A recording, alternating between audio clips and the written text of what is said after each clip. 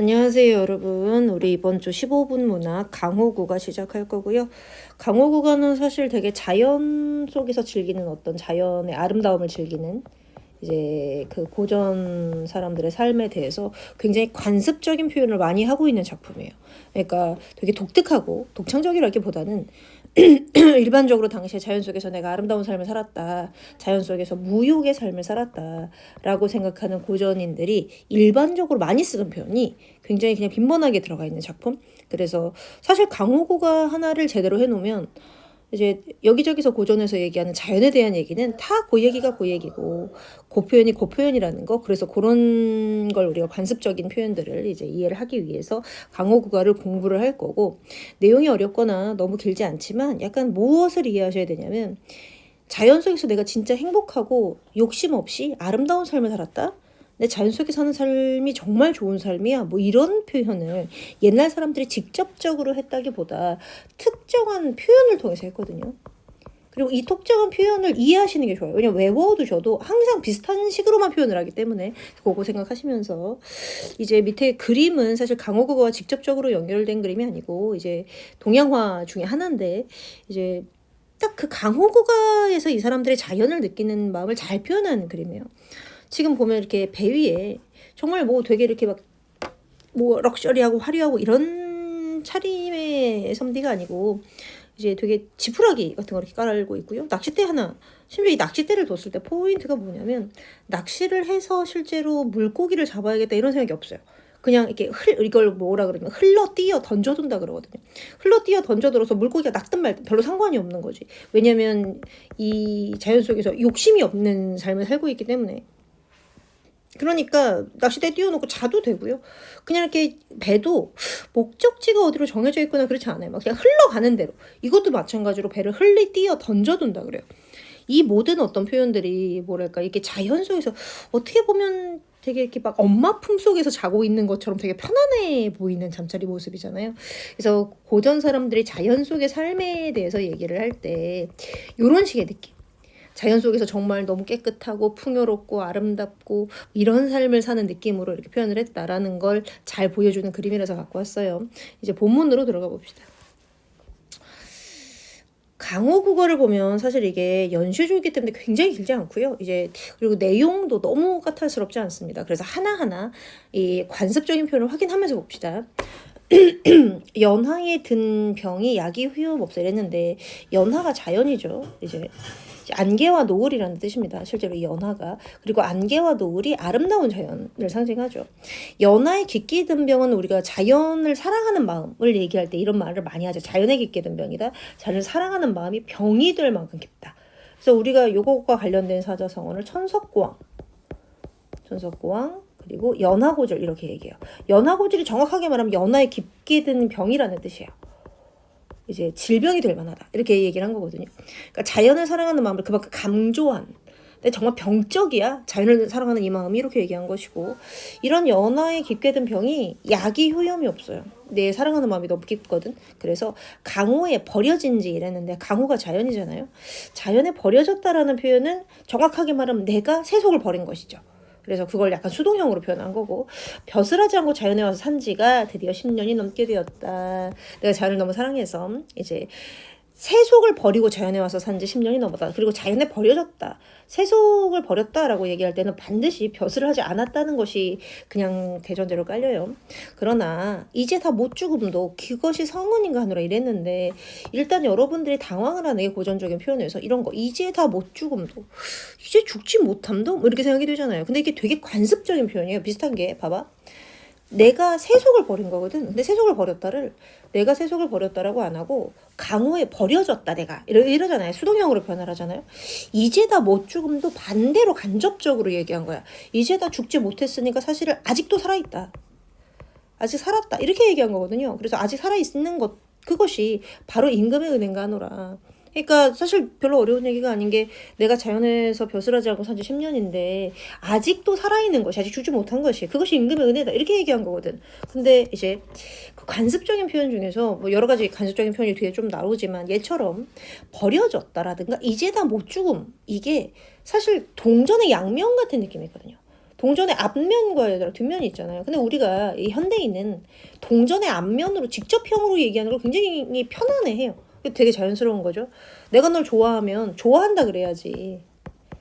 내가 널 싫어하지 않는다라고 하진 않으니까. 근데 옛날 사람들은 이 동전의 앞면으로 얘기하는 그 직접형의 표현, 좋아한다 뭐 이런 표현을 이렇게 되게 좀 껄끄러워했어요. 약간 예의에 벗어난다 그래야 되나, 이렇게 좀 이렇게 좋은 표현이 아니라고, 그러니까 좀 약간 그 우아한 표현이 아니라고 생각한 거죠. 그래서 돌려 말하는 것.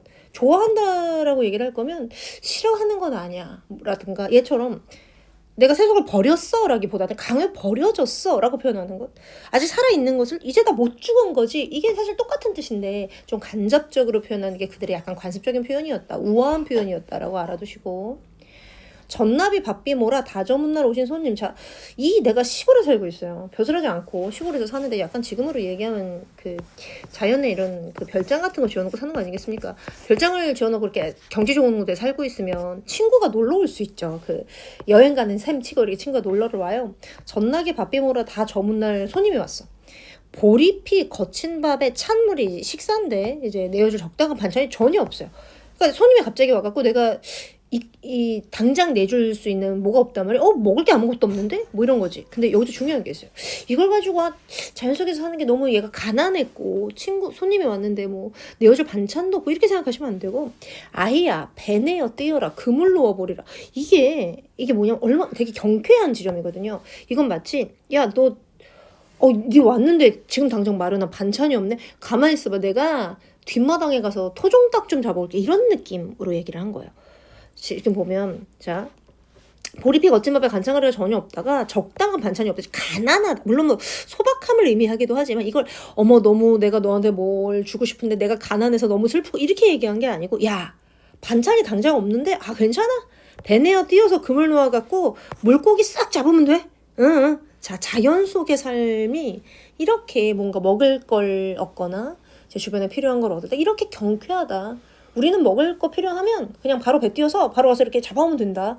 이게 되게 도시의 삶과는 다른, 벼슬하는 자들의 삶과는 다른 어떤 경쾌함 같은 게 있단 말이죠. 이 경쾌함을 강조하기 위해서 전나비 밥비무라 갑자기 오신 손님이 있는데 당장 내줄 게 없네? 괜찮아. 야 고기 잡으러 가자. 고기 잡아 먹으면 되지.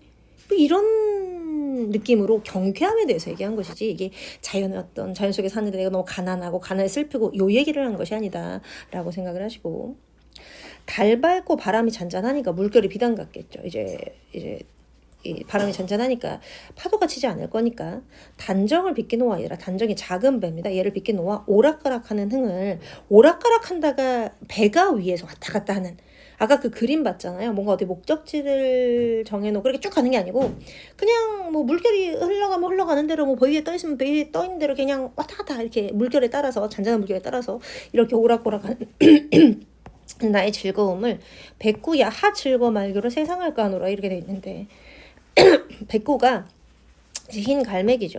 일반적으로 흰 갈매기는 이 자연 속에 사는 사람들의 그 벗이라고 우리가 얘기를 해요.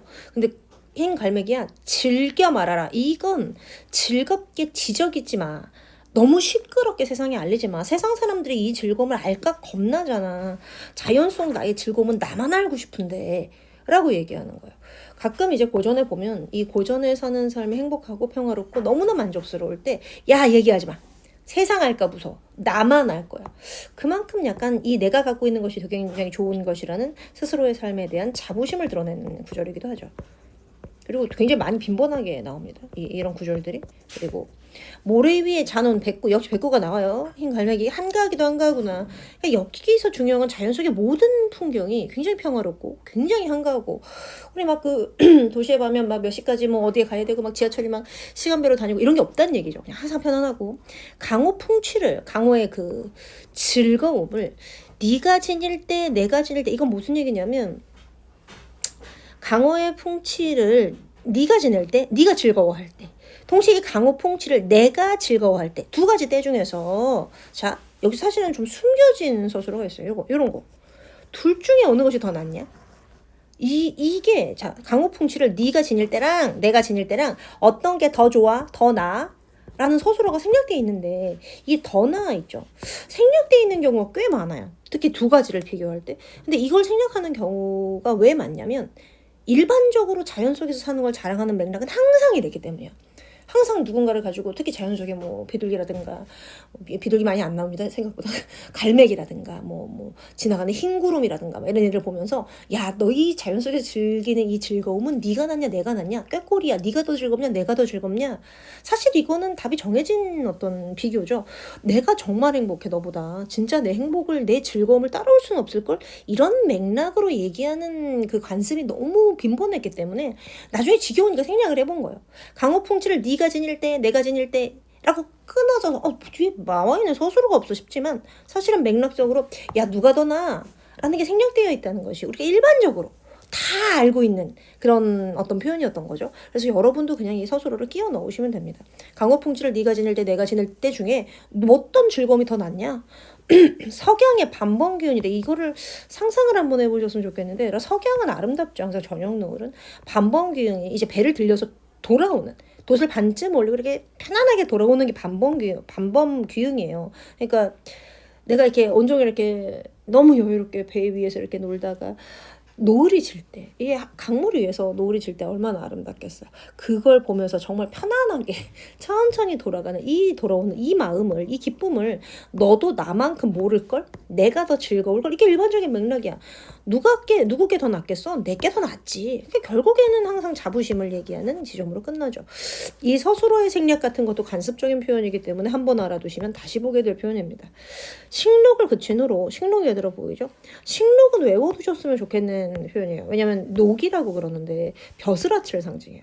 그러니까 예전에는 녹이라든가 이 녹자가 똑같은 녹자입니다. 이 녹자가 이제 벼슬아치가 받던 월급을 얘기하기 때문에 식록을 받았다, 식록과 함께 살았다는 벼슬을 했다는 뜻이고 식록에서 벗어났다라는 얘기는 벼슬을 그만하고 자연으로 왔다는 얘기가 되죠. 그럼 봐봐. 식록을 그친 후로 벼슬을 그만 자연으로 들어온 후로 내가 어조를 생애하니 어부의 삶으로 생애를 만드니 그러니까 어부로 생활을 하니 내가 벼슬을 그치고 자연으로 돌아온 후로 생각 없는 아이들은 괴롭다 하건만 자 여기서 중요해요. 생각 없는 아이들인데 정확하게 말하면 이 생각 없는 아이들은 자연 속 삶의 즐거움을 모르는 자들.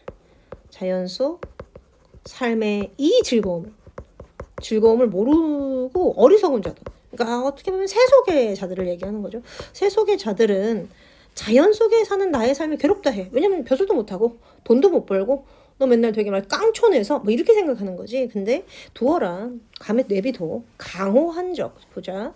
한가로운 모습이야. 강호 속의 한가로움이야. 이 한가로운 삶이 바로 내 분수야. 이건 내 분수야. 나한테 맞아.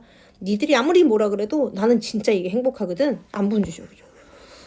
결국에는 강호 구가는 이제 이런 자연 속의 삶을 얘기하는 어떤 그런 고전에 되게 모범적이고 평범하고 관습적인 표현들을 많이 갖고 있어요. 그래서 여기서 몇 가지 표현을 단지 표현의 어떤 그 의미를 알았으면 좋겠어. 얘처럼 반대로 얘기하는 거구나. 동전의 양면처럼 간접적으로 라든가 백구한테 뭐 세상을 날까 무투렵다 이런 표현이라든가 아니면 얘처럼 이제 우리 서술어를 생략하는 표현 이게 진짜 많이 나오거든요. 그리고 이게 지금 난도가 올라가요. 뭔 얘기인지 잘 모르니까 이런 것들의 관습적인 표현을 이해하면서 강호국어를 정리하시면 강호국어 한 작품으로 안 끝나고요. 다음 작품에서도 분명히 힘이 될 겁니다. 오늘 수업 여기까지 하겠습니다. 고생하셨습니다.